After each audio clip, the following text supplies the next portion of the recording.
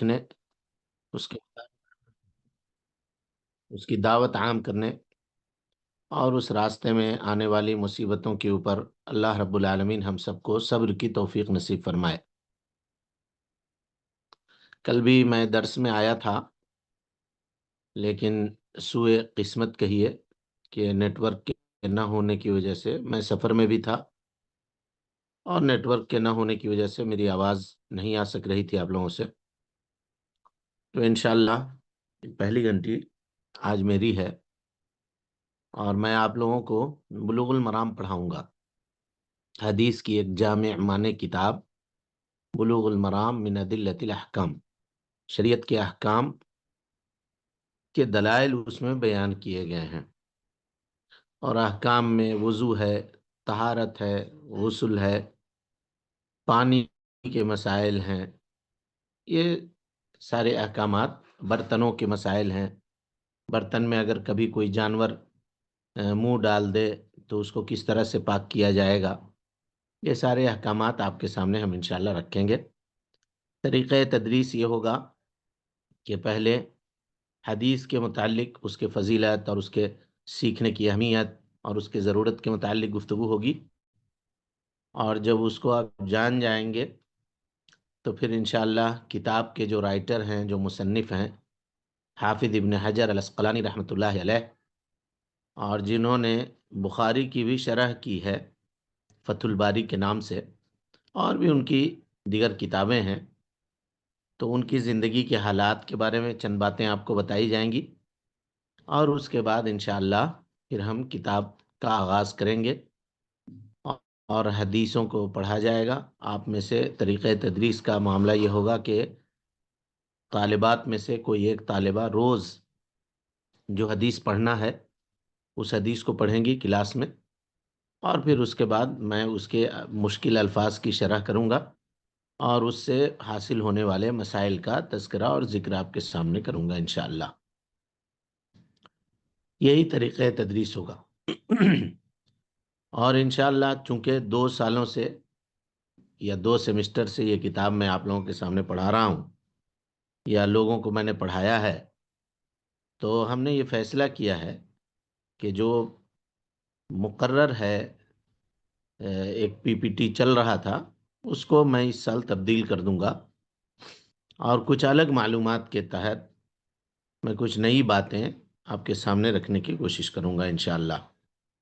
اللہ سے دعا ہے کہ اللہ تعالی ہم سب کے کاموں میں اخلاص نصیب فرمائے، اور شریعت مطہرہ کے مطابق عمل کرنے اور زندگی گزارنے کی توفیق نصیب فرمائے۔ چونکہ یہ میرا پہلا دن ہے، تو ہم کچھ باتیں آپ کے سامنے رکھنا چاہتے ہیں، کچھ نصیحتیں آپ کے سامنے رکھنا چاہتے ہیں۔ امید ہے کہ آپ اس کو غور سے سنیں گے اور اس کے مطابق عمل کرنے کی کوشش کریں گے۔ سب سے پہلی بات، علم دین کو سیکھنے کے لیے اس کے کچھ آداب ہیں، اس کے کچھ آداب ہیں۔ ان آداب کو جو ملحوظ خاطر رکھے گا، اپنی نگاہوں کے سامنے رکھے گا، وہ کما حقہ علم دین سے مستفید ہوگا۔ اور اگر کوئی آدمی یوں ہی بغیر کسی ادب کے، بغیر کسی معاملے کے اگر علم حاصل کرنے کی کوشش کرے گا، تو علم کے ثمرے سے وہ محروم ہوگا، وہ اس کو حاصل نہیں ہو سکتا۔ امام شافعی رحمۃ اللہ علیہ کہا کرتے تھے، شعر ہے ان کے، اشعار میں انہوں نے اس بات کو بیان کیا ہے کہ اخی لن تنال العلم الا بستۃ، اے میرے بھائی، تو علم کو ہرگز ہرگز نہیں پا سکتا ہے مگر ان 6 چیزوں کے اوپر عمل کر کے۔ جب تک ان 6 چیزوں کے اوپر عمل نہیں کرو گے تم علم کو نہیں پا سکتے ہو۔ لن تنال العلم، ہرگز ہرگز نہیں پا سکتے ہو علم کو، الا بستۃ، مگر ان 6 چیزوں کے اوپر عمل کر کے۔ سأنبیک عن تفصیلها ببیانی، کہتے ہیں میں پوری تفصیل کے ساتھ اس کی وضاحت تمہارے سامنے کرتا ہوں۔ وہ کون کون سی چیزیں دیکھیے، کہا ذکاء، ذہانت ہونی چاہیے علم کو حاصل کرنے کے لیے، لگاؤ ہونی چاہیے. اور ذہانت کا مطلب یہ نہیں ہے کہ انسان، لوگ سرنڈر کر جاتے ہیں کہ میرے پاس اتنا کیچ کرنے کی صلاحیت نہیں ہے، اتنا میں نہیں سمجھ سکتا ہوں، اتنی چیزوں کو میں یاد نہیں کر سکتی ہوں، میرے دیگر مسائل ہیں، میرے بہت سارے معاملات ہیں. ایسا کر کے لوگوں کو میں نے پیچھے ہٹتے ہوئے دیکھا ہے. یہ کرنے کی ضرورت نہیں ہے. دیکھیے، اگر کسی انسان کو پوری چیز نہیں حاصل ہو رہی ہے، ٹھیک ہے، جو کچھ وہ استاد سے سیکھ رہے ہیں پوری باتیں ان کو نہیں حاصل ہو رہی ہیں، تو اگر ایک بات بھی حاصل ہو رہی ہے یا ایک بات بھی وہ یاد رکھ رہے ہیں، تو اس ایک بات کا فائدہ کیا کم ہے؟ بالکل نہیں ہے. بیان کیا جاتا ہے اور صحیح واقعہ ہے کہ ایک بڑے عالم دین اپنا واقعہ لکھتے ہیں، کہتے ہیں کہ میں اپنے استاذ کے سامنے، جن کے سامنے ہم لوگ تعلیم حاصل کرتے تھے، جن کے پاس بیٹھ کر کے، ان کے پاس عمر میں سب سے بڑا لڑکا تھا. استاذ جو پڑھاتے تھے باتیں مجھے سمجھ میں نہیں آتی تھیں، مجھ سے چھوٹے چھوٹے بچے جواب دیتے تھے، وہ باتوں کو یاد کر لیتے تھے. تو مجھے حیا ہوئی کہ چھوٹے بچے یاد کر لیتے ہیں اور میں اتنا بڑا ہو کر کے بھی باتوں کو یاد نہیں کر پا رہا ہوں، نہیں سمجھ پا رہا ہوں. تنگ ہو کر کے مجلس سے اٹھ گئے، استاذ کے سامنے سے نکل کر چلے گئے. صحرا میں کہیں جا رہے تھے یا جنگل میں کہیں جا رہے تو دیکھا کہ نیچے ایک چٹان ہے اور اوپر سے کہیں سے کوئی پانی گر رہا ہے، قطرے قطرے قطرے پانی اس کے اوپر ٹپک رہا ہے یا گر رہا ہے.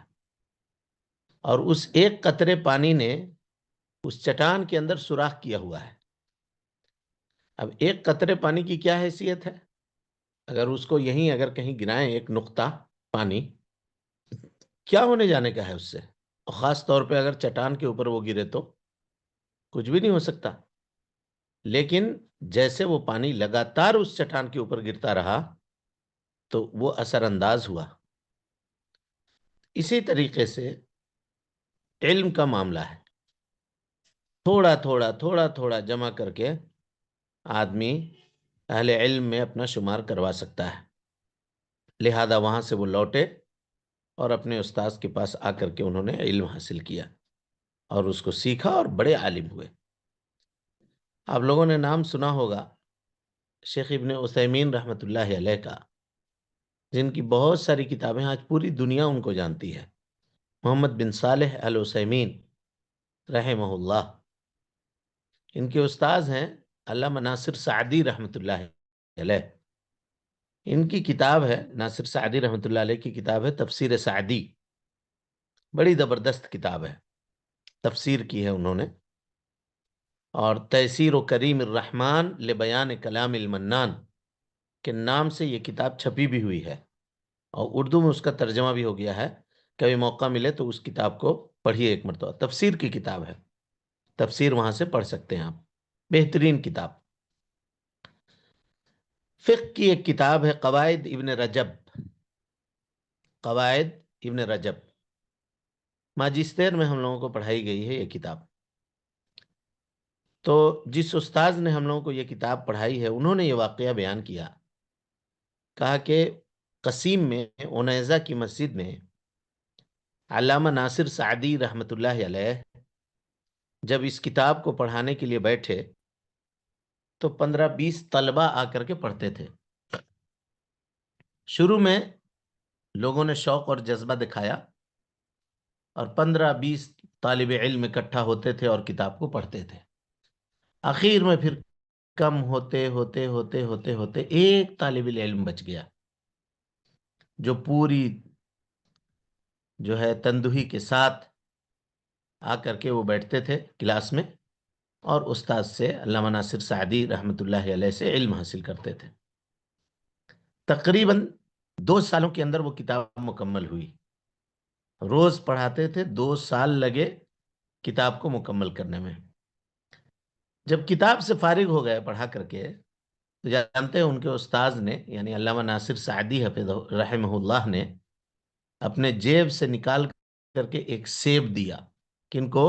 شیخ ابن عثیمین رحمۃ اللہ علیہ کو ایک سیب دیا. تو شیخ ابن عثیمین نے کہا کہ قسم اللہ کی آج سے پہلے میں نے سیب دیکھا ہی نہیں تھا. جب وہ سیب مجھے ملا تو میں نے اپنے استاد سے پوچھا کہ یہ ہے کیا چیز، اس کو پکا کے کھاتے ہیں یا ایسے ہی کھا سکتے ہیں؟ تو ہمارے استاد نے کہا کہ نہیں، اس کو آپ ایسے ہی کھا سکتے ہیں، کاٹیے یا سیدھے لے کر کے کھا لیجئے دھو کر کے، اس کو پکانے کی ضرورت نہیں ہے. یہ شیخ ابن عثیمین رحمۃ اللہ علیہ ہے. یعنی ذہانت ان کی اتنی ہے کہ انہوں نے اتنی کتابیں لکھ دی ہیں آج کل کے اس زمانے میں کہ ہم لوگ پورا وقت لگا کر کے پڑھ نہیں سکتے. لیکن باہر کی چیزوں سے غافل، ایک تو غربت، اور دوسرا جو معاملہ ہے کہ ہم کو اس سے کوئی مطلب نہیں ہے، ہم کو دین سے مطلب ہے. ہم کو دین سے مطلب ہے. امام مالک رحمت اللہ علیہ مسجد نبوی میں جب درس دیا کرتے تھے تو اس زمانے میں کہیں سے کوئی ہاتھی نکل آیا مدینے میں. اور آپ سب کو معلوم ہے کہ عرب میں ہاتھی یہ نایاب جانور ہے.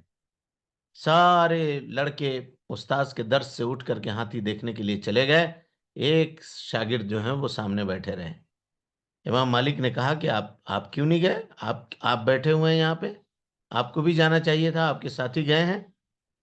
تو کہا کہ میں اندلس سے، اسپین سے مدینہ اس لیے تو نہیں آیا کہ میں ہاتھی دیکھوں. میں اس لیے نہیں آیا، میں یہاں علم سیکھنے کے لیے آیا ہوں، اور علم سیکھے بغیر نہیں جاؤں گا. ہاتھی وغیرہ کا جو معاملہ ہے وہ ہم سے متعلق نہیں ہے. وہ اپنے زمانے کے مفتی اندلس ہوئے یحییٰ ابن یحییٰ اللیثی کے نام سے لوگ ان کو جانتے ہیں. اور اندلس وغیرہ کے علاقے میں امام مالک رحمۃ اللہ علیہ کے منہج کو اور ان کے مذہب کو پھیلانے میں ان کا بہت بڑا کردار رہا. تو یہ ہمارے اسلاف ہیں جنہوں نے علم کو اس طرح سے حاصل کیا. لہذا ابھی جب یہ شروعات ہے، جب کتابیں آپ کے سامنے آئیں گی اور شرح کی جائیں گی اور طہارت کی اقسام اور اس کے مسائل اور اس کی چیزیں بیان کیے جائیں گے، تو پھر آپ کو لگے گا کہ دیکھیے اتنی چیزیں بتا رہے ہیں، اتنا بھاسٹ کر دے رہے ہیں. 200 صفحہ 300 صفحہ کا جو ہے نوٹس تیار ہو جا رہے ہیں ہمارے. تو کہ ہم کتنا یاد کریں گے، کتنا پڑھیں گے، اور بھی دیگر معاملات ہوتے ہیں. اس کو ایسا سمجھ کے آپ بیک ہونے کی کوشش نہیں کیجیے گا، بلکہ صبر کیجیے گا، اور صبر و مصابرت کے ساتھ اللہ رب العالمین سے توفیق طلب کیجیے گا. تو انشاءاللہ اللہ تعالی اس علم کو آپ کے لیے سہل کر دے گا، آپ کے لیے آسان کر دے گا. یہ میراث نبوی ہے. اس کے حاصل کرنے کے لیے انسان کو بڑی قربانیاں دینی پڑتی ہیں، بڑی قربانیاں دینی پڑتی ہیں. ایک دور تھا، ایک زمانہ تھا کہ لوگ اپنے گھروں سے باہر نکلا کرتے تھے. آج بھی نکلتے ہیں. مدارس کا جو نظام ہے وہاں کس طرح سے کھانا مل رہا ہے، کیسا کیا معاملہ ہو رہا ہے پتہ نہیں. دوسروں کا واقعہ چھوڑ دیجئے، میں اپنا واقعہ آپ کے سامنے بیان کرتا ہوں. میں اپنے گھر سے تقریباً 1000 کلومیٹر دور ایک مدرسے میں پڑھتا تھا، دارالعلوم الاحمدیہ السلفیہ دربھنگے میں. تو جب تعلیم کا زمانہ تھا، ششماہی امتحان چل رہے تھے ہمارے، یا ہونے والے تھے، اور اس کے بعد چھٹیاں ہونے والی تھیں. اسی زمانے میں میرے گھر میں میری دادی کا انتقال ہو گیا. گھر میں میت ہے موجود، اور اسی دن میں نے فون بھی کیا اپنے گھر میں. میرے والد نے سختی سے لوگوں کو گھر میں منع کر دیا کہ اس کو کوئی بھی خبر مت دینا کہ اس کا انتقال ہو گیا ہے، چند دنوں بعد اس کے امتحانات ہیں، پڑھائی اس کی ڈسٹرب ہو جائے گی، مت بتانا. کسی نے مجھے خبر نہیں دی. اسی دن میں نے فون کیا ہے. گھر میں سارے لوگ، سارے رشتہ دار موجود ہیں، سب کچھ ہیں. اس وقت TNT فون ہوا کرتے تھے، لینڈ لائن وغیرہ کا معاملہ تھا، موبائل وغیرہ تو تھے نہیں. تو کوئی ایسا بھی نہیں تھا کہ مجھے پتہ نہیں چلتا یا بات سمجھ میں نہیں آ سکتی تھی. لیکن ان لوگوں نے اتنا جتن کیا اس معاملے میں کہ سارے لوگوں کو باہر نکال کے سب کو خاموش کر کے اور اس طرح سے ہم سے بات کیا کہ نارمل انداز میں کہ اتنا بڑا معاملہ ہو چکا ہے گھر میں، یہ کسی کو معلوم نہیں۔ میں وہاں رہا، امتحانات دے لیا، کوئی خبر نہیں ہے مجھے۔ امتحان وغیرہ دینے کے بعد جب گرمی چھٹی میں اپنے گھر واپس آیا تو راستے میں مجھے میرے دوست نے خبر دی کہ کہیں اچانک میں گھر جاؤں اور اچانک مجھے یہ پتا چلے، اور کیونکہ میں اپنی دادی سے بہت زیادہ منسلک تھا، لگا ہوا تھا، تو اچانک مجھے شوق نہ لگے یہ نہ لگے بول کے راستے میں میرے دوست نے مجھے خبر دے دی کہ اتنے دیر تک میں گھر آتے آتے آتے تک اپنا معاملہ سنبھال لے جاؤں اور اپنے آپ کو صبر دلا دے سکوں۔ تو یہ قربانیاں آج ہم جب اس کو ہم سوچتے ہیں کہ وہ چیزیں دیکھیے، اگر اس وقت یہ بتا دی جاتی اور میں وہاں سے نکل کر کے بھاگ آتا اور امتحانات کو ترک کر دیتا، چھوڑ دیتا، تو اللہ بہتر جانتا ہے جیسا آج ہے وہ معاملہ نہیں ہو سکتا تھا۔ نمبرات کے مسائل تھے، مدینہ منورہ پہ داخلے کا معاملہ تھا، اس وقت فیس ٹو فیس انٹرویو ہوا کرتے تھے، بڑے مسائل تھے۔ تو ان چیزوں کے لیے، علم کے لیے قربانی دینا یہ ضروری ہے۔ اگر قربانی آپ نہیں دیجیے گا تو علم کا حصول ممکن نہیں ہے، علم کا حصول ممکن نہیں ہے۔ قربانی دینا بہت ضروری ہے علم کے لیے، ہاں؟ علم کے سیکھنے کے لیے قربانی دینا بہت ضروری ہے۔ امام شافعی رحمۃ اللہ علیہ کے اس وصیت کی طرف پلٹتے ہیں ہم لوگ جس پہ بات ہو رہی تھی۔ کہا ذکاء و حرص، حرص بھی ہونی چاہیے اس کے لیے، لگن بھی ہونی چاہیے۔ لگن نہیں ہے، حرص نہیں ہے، زبردستی کا اگر کوئی علم سیکھنا آپ چاہتے ہیں تو یہ نہیں سیکھ سکتے جب تک آپ اپنے طور پہ لگن آپ کو نہ ہو پوری طرح سے، تب تک یہ علم نہیں ہوگا۔ اور ساتھ ہی میں اجتہاد یعنی محنت، خوب محنت کرنی پڑے گی۔ علم سیکھنے کے لیے محنت کرنا پڑے گا اور اس کے لیے اپنے آپ کو لگانا پڑے گا، وقتوں کی قربانی دینی پڑے گی۔ اور کہتے ہیں علماء بیان کرتے ہیں کہ اگر آپ علم کے لیے اپنا سب کچھ دے دیں گے، سب کچھ دے دیں گے علم کے لیے، تو علم آپ کو بہت تھوڑا کچھ دے گا، ہے نا؟ کوئی آدمی اگر اپنے آپ کو فنا کر دے علم کے لیے تو علم سے بہت تھوڑا وہ پائے گا، وَفَوْقَ كُلِّ ذِي عِلْمٍ عَلِيمٍ۔ لیکن آج مسئلہ یہ ہے کہ ہم لوگ شیئر، لائک، ڈس لائک اور سبسکرائب کے زندگی میں یا دنیا میں جی رہے ہیں۔ ہم چاہتے ہیں کہ کوئی بھی علم آپ ہم کو 2 سیکنڈ میں بتلا دیجئے، کوئی بھی بات 2 سیکنڈ میں کہہ دیجئے، اتنا میں ہم سن لیں گے۔ اور اگر 2 سیکنڈ سے زیادہ ہو گیا، 5 سیکنڈ ہو گیا، 7 سیکنڈ ہو گیا، 8 سیکنڈ ہو گیا، تو لوگ کہتے ہیں کہ یہ بہت لمبا بولتے ہیں، اتنا کون سنے گا؟ اور اس کو لوگ سنتے بھی نہیں ہیں۔ تو یہ سب دیکھ دیکھ کر کے، سن سن کر کے ہم لوگوں کا دماغ بھی ویسی ہو گیا۔ کتابیں جن کے اندر علم ہے وہ مطول ہے، طویل ہے، اور اس کی جب تک آپ شرح نہیں کیجیے گا، اس کو جب تک آپ سمجھائیے گا نہیں، اس کی وضاحت آپ نہیں کیجیے گا، تو کیسے وہ بات سمجھ میں آئے گی؟ اور پھر آپ خود سے پڑھنے میں اور ایک استاد سے پڑھنے میں فرق ہونا چاہیے نہیں ہونا چاہیے؟ یہ فرق کیسے ہوگا؟ یہ فرق ایسے ہوگا جب استاد علم کو پھیلائے گا، آپ کے سامنے پھیلا کر کے رکھے گا۔ اب اس کی ایک مثال میں آپ کے سامنے دیتا ہوں۔ طہارت سب لوگ پڑھتے ہیں، ابھی ہم بھی پڑھائیں گے آپ کو بلوغ المرام میں، طہارت کی حدیثیں آئیں گی آپ کے سامنے۔ طہارت، اب طہارت ہے کیا چیز؟ تو سب کو آپ کو معلوم ہے کہ وضو کرنا، غسل کرنا، یہ سب طہارت ہے، ٹھیک ہے؟ یہ چیزیں طہارت کے اندر آتی ہیں۔ لیکن یہاں میں آپ کو ویسا نہیں پڑھاؤں گا، کیونکہ آپ کو معلوم ہے کہ طہارت کہتے کس کو ہے۔ اب ہم کہیں گے کہ طہارت کی اولاً دو قسمیں ہیں. طہارت کی اولاً دو قسمیں ہیں. پہلی قسم طہارت القلب، دل کی طہارت، اور دوسری قسم طہارت البدن، بدن کی طہارت. طہارت کی دو قسمیں ہیں، طہارت القلب، طہارت البدن. طہارت القلب کس کو کہتے ہیں؟ یہ الگ معاملہ ہے. طہارت البدن کس کو کہتے ہیں؟ یہ الگ معاملہ ہے. تو یہ چیزیں اس طرح سے آپ کے سامنے بتلائی جائیں گی اور سکھائی جائیں گی. کبھی ہم کہیں گے طہارت معنوی، طہارت حسی، ہے نا. طہارت حسی کس کو کہتے ہیں؟ طہارت معنوی کس کو کہتے ہیں؟ تو یہاں علم سیکھنے کا یہ طریقہ ہوگا اور اس طرح سے آپ سیکھیے گا. کہیے گا کہ اتنا لمبا سیکھ کر کے کیا فائدہ ہے؟ ہم سیدھے جتنا جان رہے تھے اتنا کافی ہے. تو پھر یہ استاد سے سیکھنے کا فائدہ آپ کو کچھ بھی حاصل نہیں ہوگا.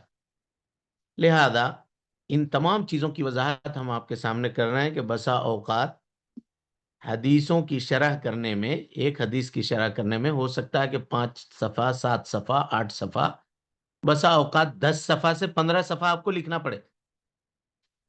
تو اس میں آپ کو صبر کر کے باتیں لکھنی ہے اور اس کو اکٹھا کرنی ہے، جمع کرنی ہے، اور اس کو محنت سے یاد کرنا ہے، اور یاد کر کے پھر آگے آپ کو اپنی عملی زندگی کے اندر اس کو نافذ کرنا ہے. اور یہیں پر انسان کے محنت کا، اس کے لگن کا یہ امتحان ہوتا ہے. کہا ذکاء و حرص و اجتہاد و بلغۃ. بلغہ کہتے ہیں اپنے آپ کو فارغ کر دینا ہر چیز سے. اب کوئی انسان یہ چاہ رہا ہے کہ ہم یہ کام بھی کر لیں اور یہ کام بھی کر لیں، تو ٹھیک ہے، دو کے لیے الگ الگ وقت آپ متعین کر دیں. لیکن اس کے وقت میں یہ کام کریں، اس سے وقت میں یہ کام کریں، تو پھر یہ مناسب نہیں ہوگا. اس کے لیے انسان اپنے اوقات کو خالی کرے، اپنے اوقات کو فارغ کرے، اور اللہ رب العالمین سے مدد طلب کر کے یہ اس علم کو سیکھنے کی توفیق اور اس کی جستجو اللہ رب العالمین سے چاہے. اور اس کے بعد ہے کہا وصحبتی استاذ، استاذ کی صحبت، استاذ کے ساتھ بیٹھنا، استاذ کے ساتھ رہنا، استاذ کے فرامین کو سننا. تو یہاں وہ معاملہ تو نہیں ہے کہ استاذ کے سامنے آپ زانو تلمس کر رہے ہیں. یہاں یہ ہے کہ ہم جو باتیں آپ کو بتلا رہے ہیں، جو نصیحتیں آپ کے سامنے کر رہے ہیں، اس کو آپ گرہ سے باندھ لیجئے اور اس کو پورے طور پر عمل کرنے کی اس کے اوپر کوشش کیجئے. تو انشاءاللہ وہ چیزیں آپ کو حاصل ہوں گی. اور آخری چیز کہا وطول زمانی، لمبی مدت. چاہیے گا کہ فوراً حاصل کریں اور فوراً سیکھ جائیں. آج کتاب شروع کیا ہے اور کل عالم دین بن جائیں اور فتویٰ دینے لگیں، ایسا نہیں ہوگا.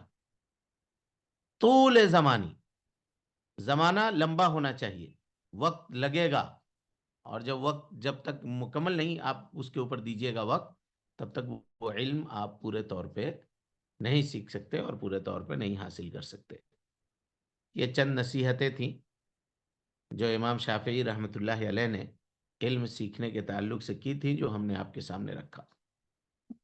اس کے بعد دوسری چیز، اس علم کو سیکھنے کے لیے ضروری معاملہ یہ ہے کہ اس میں اخلاص ہونا چاہیے. اس کے سیکھنے میں جو کچھ بھی آپ سیکھ رہے ہیں، نیت آپ کی یہ ہو کہ ہم اپنے سے جہالت کو دور کریں گے اور اس کے مطابق عمل کریں گے، اس کے مطابق عمل کریں گے. اور جو دوسرے ہیں ان سے بھی اگر ہم جب علم سیکھ جائیں گے تو ان کی بھی جہالت کو ہم دور کرنے کی کوشش کریں گے. جہاں تک ہمارا دائرہ کار ہے، اس دائرہ کار میں رہ کر کے ان کی بھی جہالت کو ہم دور کرنے کی کوشش کریں گے. یہ نیت آپ کے اندر ہونی چاہیے.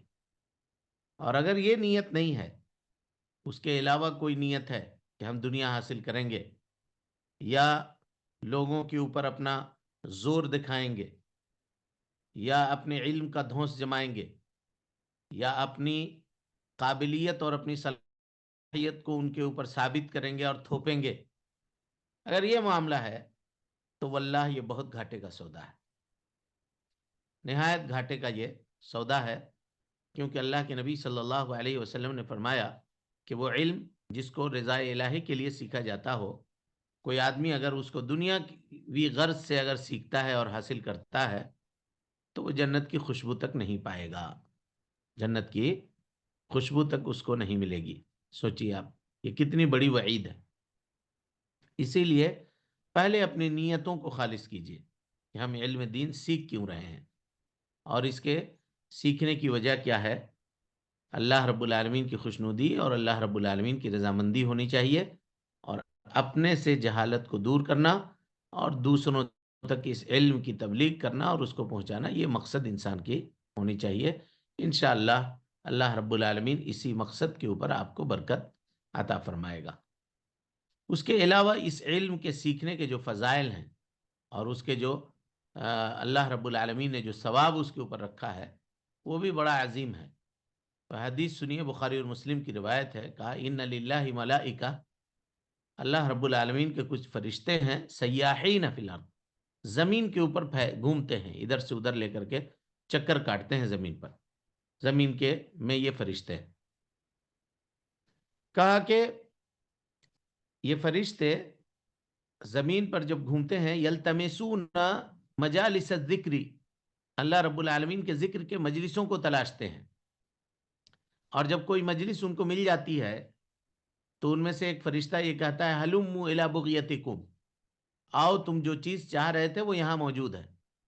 وہ سب کے سب آ کر کے وہاں بیٹھ جاتے ہیں، اس مجلس میں حاضر ہو جاتے ہیں۔ یہ ہماری مجلس گرچہ آن لائن ہے لیکن ہے، مجلس تو ہے۔ تو انشاءاللہ العزیز ہم جہاں کہیں بھی ہیں، اللہ رب العالمین کی سکینت کا اور اللہ رب العالمین کی رحمتوں کا نزول ہم پر ہو رہا ہے، چاہے ہم اس کو محسوس کریں یا نہ کریں۔ حدیث دیکھیے، پھر جب یہ مجلس ختم ہوتی ہے اور یہ فرشتے اللہ رب العالمین کے پاس واپس جاتے ہیں تو اللہ تعالیٰ ان سے پوچھتا ہے، حالانکہ وہ بہت بہتر جانتا ہے، پوچھتا ہے ان سے کہ یہ لوگ کیوں اکٹھا تھے، کیوں جمع تھے؟ کہ اے اللہ تیری تعریف بیان کر رہے تھے، تیری حمد و ثنا بیان کر رہے تھے۔ اللہ تعالیٰ پوچھتا ہے کیا انہوں نے مجھے دیکھا ہے؟ فرشتے کہتے ہیں کہ نہیں، دیکھا نہیں ہے، نہیں دیکھا ہے۔ کہ اگر جب وہ مجھے دیکھ لیں تو کہا اللہ رب العالمین اور مزید تیری حمد و ثنا بیان کریں گے، اور مزید تجھ سے طلب کریں گے، اور تیری تعریف کریں گے۔ اس کے بعد اللہ تعالیٰ پوچھتا ہے اور یہ کس چیز کی طلب کر رہے تھے؟ کہا جنت مانگ رہے تھے۔ کہا جنت کو دیکھا انہوں نے؟ فرشتے کہتے ہیں نہیں اللہ، انہوں نے جنت کو نہیں دیکھا ہے۔ کہ اگر یہ دیکھ لیں تو کہا ان کے طلب میں اور اضافہ ہو جائے گا، اور جستجو کریں گے، اور پوری جدیت کے ساتھ جنت کا سوال کریں گے اور جنت طلب کریں گے، جنت مانگیں گے۔ کہا کس چیز سے پناہ مانگ رہے تھے؟ تو کہا جہنم سے پناہ مانگ رہے تھے۔ کہا کیا؟ کہا نہیں، جہنم کو ان لوگوں نے دیکھا نہیں ہے۔ کہا اگر یہ دیکھ لیں تو؟ کہا اگر یہ دیکھ لیں تو اور پوری قوت سے، پوری طاقت سے یہ جہنم سے پناہ طلب کریں گے اور جہنم سے چھٹکارے کی کوشش کریں گے۔ اللہ تعالیٰ اس کے بعد کہتا ہے کہ تم سب کے سب گواہ رہو کہ ہم نے ان سب کی مغفرت کر دی اور ان سب کو ہم نے معاف کر دیا۔ ایک فرشتہ کھڑا ہوتا ہے اور وہ یہ کہتا ہے کہ اے اللہ، فلاں ابن فلاں جو اس مجلس میں موجود تھا، فلاں ابن فلاں جو اس مجلس میں موجود تھا، وہ اس لیے نہیں آیا تھا کہ وہ علم سیکھے، وہ اپنے کسی دوسرے کام سے آیا تھا، وہ آ کر کے وہاں پہ بیٹھ گیا تھا۔ تو اللہ تعالیٰ کہتا ہے ہم جلیسن لا یشقی بہم جلیسہم، یہ ایسے لوگ ہیں کہ وہاں کوئی بیکار بیٹھنے والا بھی فائدے سے خالی نہیں ہوتا، مغفرت اسے بھی حاصل ہو جاتی ہے۔ تو کم سے کم یہ چیز تو ہمیں حاصل ہو رہی ہے، الحمدللہ، اللہ رب العالمین کی مغفرت کا پروانہ ہمیں مل رہا ہے۔ اسی طریقے سے کہا اس علم دین کی فضیلت کے لیے من سلک طریقا یلتمس فیہ علما سہل اللہ لہ بہ طریقا الی الجنہ، جو علم دین کو سیکھنے کے لیے کوئی راستہ چلتا ہے، طریقا نکرہ ہے، تھوڑا چلے یا زیادہ چلے، اگر چلتا ہے جس میں وہ علم سیکھنے کے لیے جا رہا ہے تو سہل اللہ لہ بہ طریقا الی الجنہ، الجزاء من جنس العمل.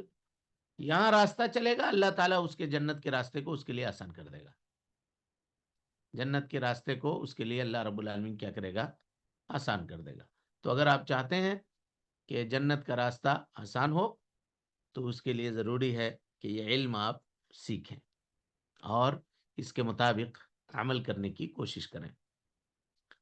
اسی طرح سے علم دین کی فضیلت میں کہا فضل العالم علی العابد کفضلی علی ادناکم، یا فضل العالم علی العابد کفضل لیلۃ البدر کفضل القمر لیلۃ البدر علی سائر الکواکب. کہا کہ ایک عالم دین کی فضیلت ایک عابد کے اوپر بالکل اس طرح سے ہے جس طرح سے 14ویں رات کے چاند کی فضیلت دیگر ستاروں کے اوپر ہوتی ہے. 14ویں رات کے چاند کے اوپر کی فضیلت دوسرے ستاروں کے اوپر ہوتی ہے. تو یہاں آپ سے ایک سوال ہے کہ روشنی چاند میں زیادہ ہے یا روشنی سورج میں زیادہ ہے؟ کس میں زیادہ ہے جی؟ کہاں ہے روشنی زیادہ؟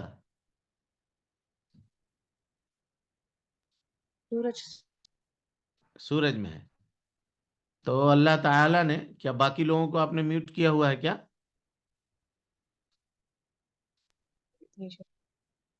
ہاں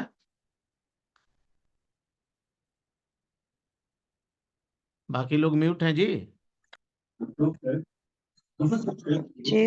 استاد میوٹ تھا. ستاروں میں، ستاروں میں، سورج میں ہے استاد. سورج میں زیادہ ہے. اپنے اپنے نظریات ہیں سوچنے کے. روشنی چاند میں زیادہ نہیں ہے، سورج میں زیادہ ہے. رات کی روشنی کو آپ دیکھیں سورج کی، اور چاند کی رات کی روشنی چاند کو آپ دیکھیں اور دن کی روشنی سورج کو دیکھیں تو نمایاں فرق آپ کو سمجھ میں آئے گا. سورج میں زیادہ ہے روشنی. لیکن پیارے مصطفیٰ صلی اللہ علیہ وسلم نے عالم دین کی جو مثال دی تو چاند سے دی، سورج سے نہیں دی. کیوں ایسا کیا؟ ایسا اس لیے کیا کہ چاند جو ہے نا، 14ویں کے چاند بننے میں اس کو 14 دنوں کا فاصلہ طے کرنا پڑتا ہے، 13 دنوں کا. جب پہلے دن کا چاند نکلتا ہے اتنا باریک ہوتا ہے کہ کمزور نگاہ والے اس کو دیکھ بھی نہیں سکتے. دوربین لگا کے دیکھنے کی ضرورت پڑتی ہے چاند کو، پہلے دن کے چاند کو جس کو ہلال کہتے ہیں. لیکن ایک پہلا دن، دوسرا دن، تیسرا دن، چوتھا دن، پانچواں دن، چھٹا دن جب یہ مکمل کرتا چلا جاتا ہے تو اس کے اندر تکمیل ہوتی رہتی ہے اور وہ موٹا ہوتا رہتا ہے، یہاں تک کہ جب 14 دن یا 13 دن وہ مکمل کر لیتا ہے تو پورا جو ہے وہ چاند مکمل ہوتا ہے. یہی بتانے کے لیے کہ جو اس میں علم دین میں جتنا وقت دے گا اتنا اس کے اندر تکمیل ہوگی. اور کوئی چاہے گا کہ ہم ایک ہی دن میں آج ہی شروع کیا ہے اور آج 14ویں کے چاند بن جائے تو یہ پاسبل نہیں ہے، ناممکن ہے. وقت لگانا پڑے گا. اسی لیے اس کی مثال دی. اور ایک مثال چاند کو دینے کی وجہ یہ ہے، چاند سے دینے کی وجہ یہ ہے کہ اس کی روشنی اپنی روشنی نہیں ہے. کہتے ہیں علم بھی کوئی آدمی یہ چاہے کہ ہم خود سے سیکھ لیں، حاصل کر لیں، تو ایسا ممکن نہیں ہے. استاد سے بیٹھ کر کے وہ علم سیکھنا پڑے گا اور استاد کے حکموں کو ماننا پڑے گا، اس کے ادب و احترام کو ملحوظ خاطر رکھ کر کے علم سیکھنا پڑے گا. تعلی اگر کوئی کرے، سرکشی کرے، استاد کا احترام نہ کرے تو پھر وہ علم کو کما حقہ نہیں سیکھ سکتا ہے.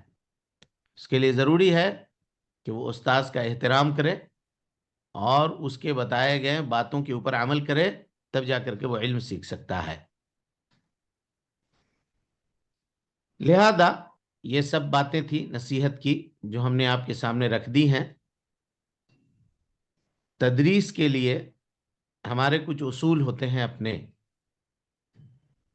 اس کی وضاحت ہم آپ کے سامنے کر دے رہے ہیں اور امید ہے کہ پورے مستوی میں جہاں جہاں ہم سے پڑھیے گا اس کو اپنے دماغ میں یا ذہن و دماغ میں پورے طور پر محفوظ رکھیے گا. سب سے پہلی چیز کہ ہر ایک وقت مقرر کے اوپر حاضر ہو جائے جو وقت ہے۔ دوسری چیز، جو چیز یہاں پڑھائی جا رہی ہے آپ اس کو جا کر پڑھیے بھی، اور کل جو پڑھائی جانی ہے اس کو بھی پڑھ کر کے آئیے۔ کبھی کبھی کوئی سوال ایسے آتے ہیں جو ہم پوچھیں گے، کل ہم نے یہ پڑھایا تھا، پرسوں ہم نے یہ پڑھایا تھا، تو اس کا جواب آپ کو دینا پڑے گا۔ اور تیسری چیز کہ جو چیز ہم پڑھائیں اس کا سوال پڑھانے کے بعد آپ کو موقع دیا جائے گا، اگر کسی کو سمجھ میں نہیں آیا، کوئی بات اگر سمجھ میں نہیں آئی تو وہ جواب دیں یا سوال کریں، تو ہم انشاءاللہ ان کو جواب دیں گے، اور ان کا جو اشکال ہے، ان کی جو کنفیوژن ہے، اس کو ہم دور کرنے کی کوشش کریں گے انشاءاللہ۔ لیکن اگر خارجی سوال کسی کو کرنا ہو، یعنی درس سے ریلیٹڈ نہیں، جو کچھ ہم نے پڑھایا ہے اس سے ریلیٹڈ وہ سوال نہیں ہے، وہ باہر کا ان کا اپنا پرسنل کوئی سوال ہے، تو بغیر اجازت کے وہ سوال نہ کریں۔ اور کسی کو بھی پرسنل سوال کرنے کا موقع اسی وقت دیا جائے گا جب درس کے متعلق کیے گئے سوال سب کے سب ختم ہو جائیں گے، ورنہ جو کچھ ہم نے پڑھایا ہے پہلے اولیت اسی کو دی جائے گی کہ وہ ان کے متعلق سوالات کریں۔ اور یہ سوالات آپ کب کیجئے گا؟ جب آپ اس حدیث کو پڑھ کر کے آئیے گا۔ بغیر پڑھ کے آئے ہوئے آپ اگر یہیں سے چاہیے گا کہ ہم ایسا کر لیں تو یہ ممکن نہیں ہے، یہ پاسبل نہیں ہے